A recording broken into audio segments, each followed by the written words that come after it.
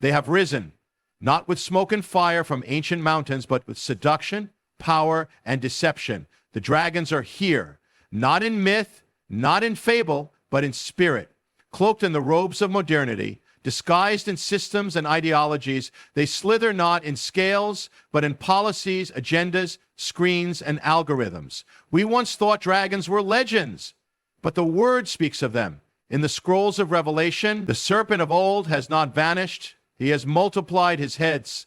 They have come, not with wings of flame or thunder in the skies, but in silence, in whispers, in currents that flow beneath the surface of the world. The dragons are here, not in fairy tales or bedtime stories, but in power, in influence, in seduction. You will not see their scales, but you will feel their presence. They do not breathe fire, they breathe confusion. They do not fly from mountains. They rise in boardrooms, in classrooms, in stages, in screens. These are not creatures of fantasy, but spirits cloaked in the fabric of modern civilization. The Word warned of the dragon, the ancient serpent who deceives the nations. And now he has emerged again, not with fangs, but with ideology, not with claws, but with narratives. The dragon has traded the cave for the culture, the lair for legislation, the roar for legislation, the roar for the algorithm. He has entered through the gates we left unguarded. We are watching the emergence of a force that calls itself freedom, but it binds. It calls itself progress, but it destroys. It dresses itself in light, but its core is darkness. And the world follows. It bows, unaware that the dragon does not come to liberate, it comes to consume. It comes as a friend, but it is a devourer. It offers comfort and gains control. What once crept in the shadows now parades in the daylight. What once was hidden is now worshipped. There was a time when deception was subtle. Now it's celebrated. The dragon's greatest trick was not to convince the world he did not exist. His greatest trick was to convince the world he is good.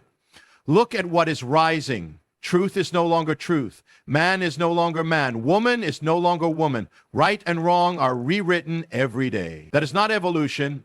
It is erasure. The dragon comes not to create, but to unmake identity, to unmake design, to unmake the image of God. It is spiritual war wearing the mask of enlightenment. And many are asleep. Many are enchanted. And while they scroll and nod and applaud, the dragon is advancing, not in myth, but in your city, your street, your home. He invades through what we entertain, what we consume, what we tolerate. He feeds off apathy. He thrives on silence. And those who see it are called intolerant. Those who resist it are mocked. But that is the way of the dragon. He charms first, then condemns. Yet the scrolls foretold us. The mystery revealed it. The apostles spoke of it. The Messiah warned us that in the last days deception would cover the earth like a flood, that even the elect would be tempted. But we were not left powerless, for though the dragon rises, the lion still roars. Though the deception grows, the truth remains, and those who walk in the light must not bow. You were not called to be swept away. You were called to discern, to stand, and to see through the disguise. For the dragons are not coming, they are already here, and the war is already begun. It has happened before our very eyes, yet many do not see it. What once was shameful is now celebrated. What once was hidden is now lifted high with pride. What was once whispered in darkness is now shouted in the streets. The world has turned, but not by accident. It has been led, seduced, lured by a forced generation declare war on truth. And they did not do it with swords, hashtags, and legislation.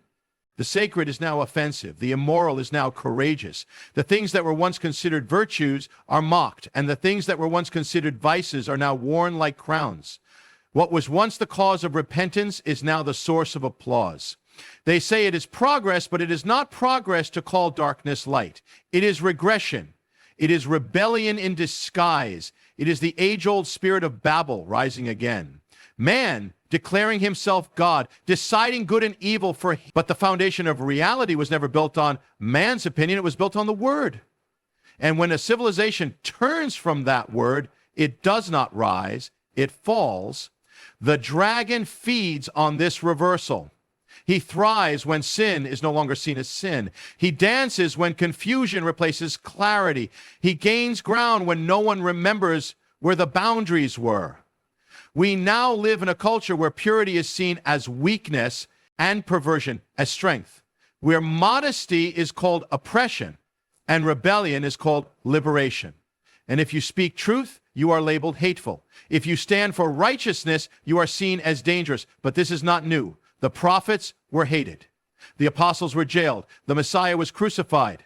The world does not hate darkness. It hates light. And the more the darkness grows, the more it will rage against those who shine. You, child of the Most High, were not called to blend into this reversal. You were not called to bow to the altars of the age. You were called to stand as a sign, to shine like a lamp in the night, to proclaim that what God called holy is still holy, and what he called sin is still sin. The truth does not change. Heaven does not shift. The dragon may roar. The world may mock, but you must not be moved. For the one who called you is unshakable, and his truth will stand when every lie has crumbled into dust. There is a war, and it is not being waged on battlefields, but in the hearts of children. The dragon knows something that many have forgotten. If you shape the children, you shape the future. And so he has turned his fury upon them. He does not breathe fire, he breathes confusion. He does not storm the gates. He enters through cartoons, through curriculum, through smartphones and streaming services. He is not dressed in red and scales.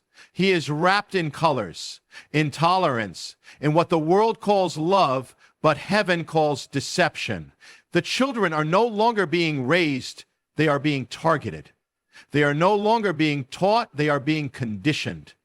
In the days of Pharaoh, he turned his sword on the infants of the Hebrews. In the days of Rome, Herod ordered the slaughter of the innocents. And now, in our day, the dragon returns with a new decree, not of blood, but of identity. Strip them of their origin, confuse their design, rewrite their reality.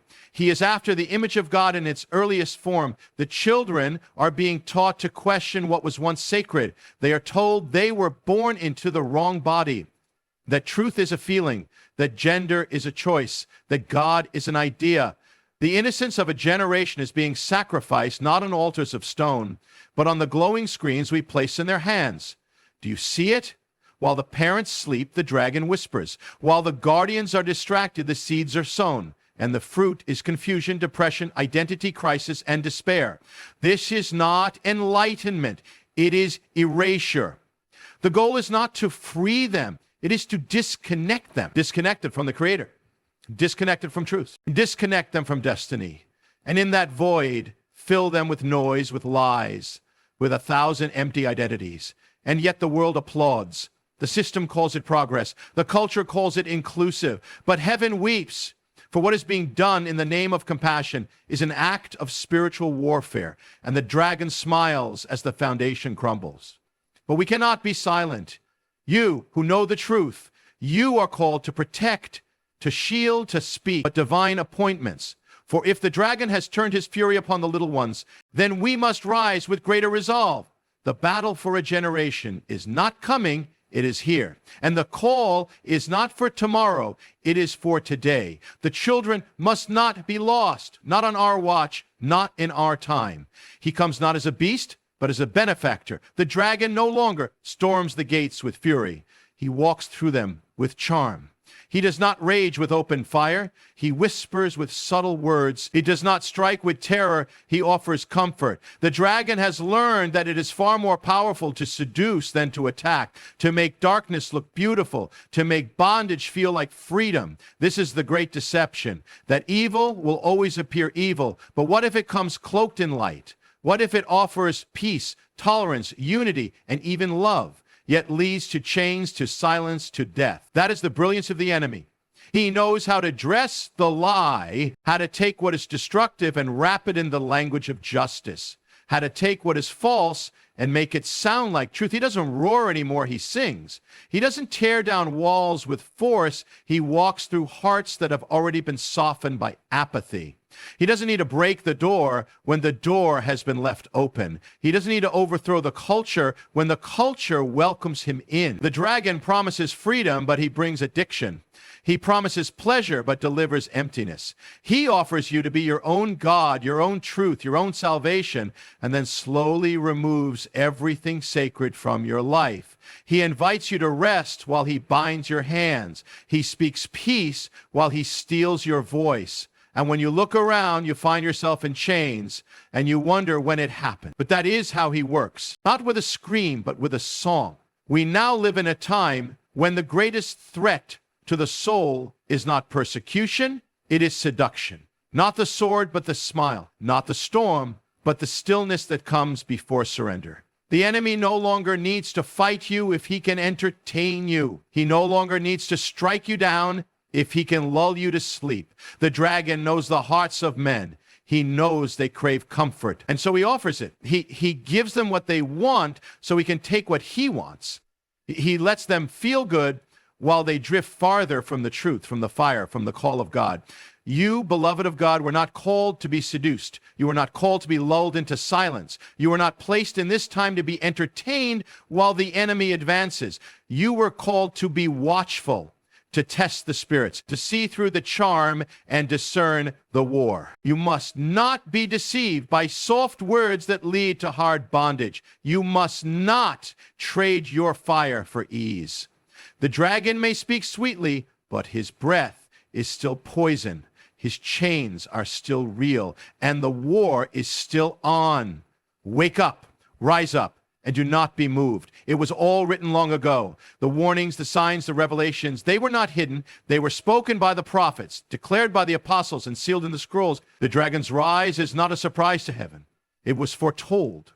We were not left in the dark. The word spoke of the days when the serpent would once again go forth to deceive the nations, when the dragon would empower the beast, when lawlessness would increase and love would grow cold.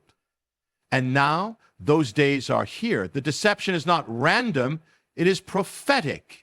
The falling away is not an accident, it was spoken of. The culture's rebellion, the confusion of truth, the mocking of the sacred, these are not isolated events. They are part of the mystery revealed in ancient words. We are watching prophecy unfold, not in the distance, but in real time. The dragon walks among us, not as a fairy tale, but as a fulfillment. And the tragedy is not that it's happening. It's that many don't see it. Eyes wide open, but spiritually blind. Ears filled with noise, but deaf to the trumpet. The Messiah warned us. He said false prophets would arise, deceiving many, that even the elect would be in danger of being led astray, that there would be wars and rumors, pestilence, fear, division, and that all of it would be the beginning of birth pains. And what are birth pains? Signs that something is coming, that the ages shift to. So rise, child of God, the war is here. But so is the victory. The dragon will not have the final word. He may roar, he may deceive, he may rage, but his time is short and he knows it. That's why he moves with fury. That's why he spreads confusion. That's why the darkness grows thicker.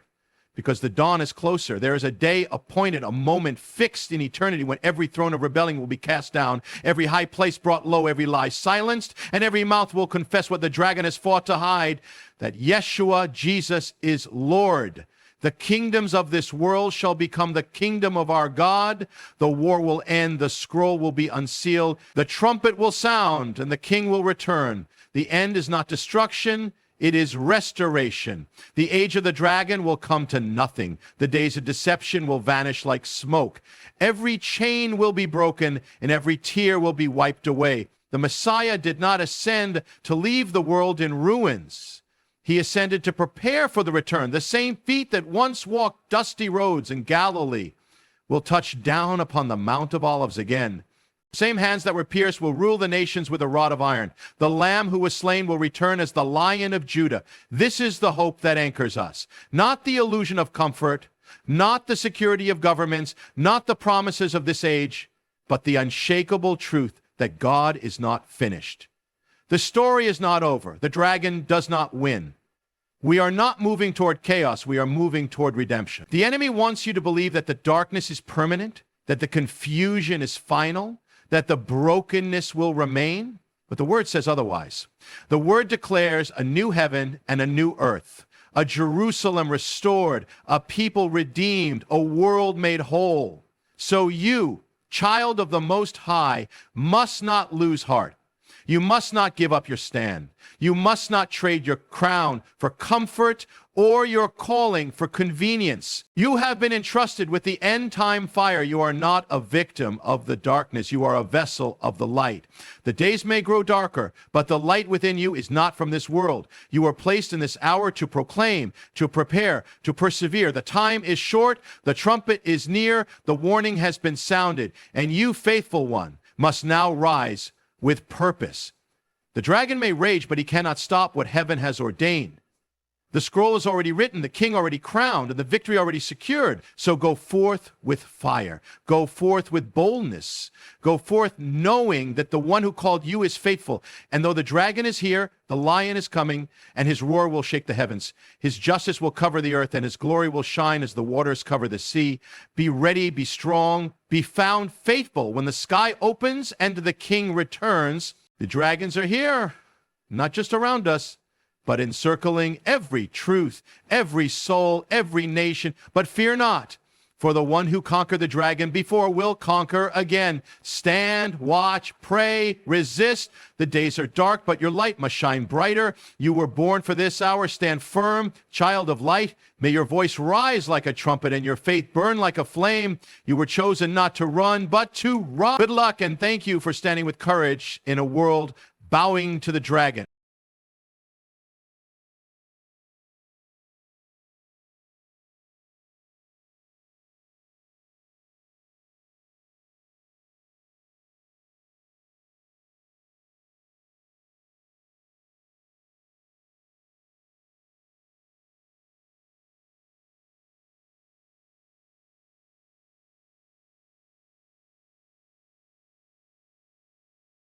Never meant to be spectators. We were called to be warriors. We were not placed in this hour to hide in sanctuaries, but to storm the gates, to discern, to declare, to stand.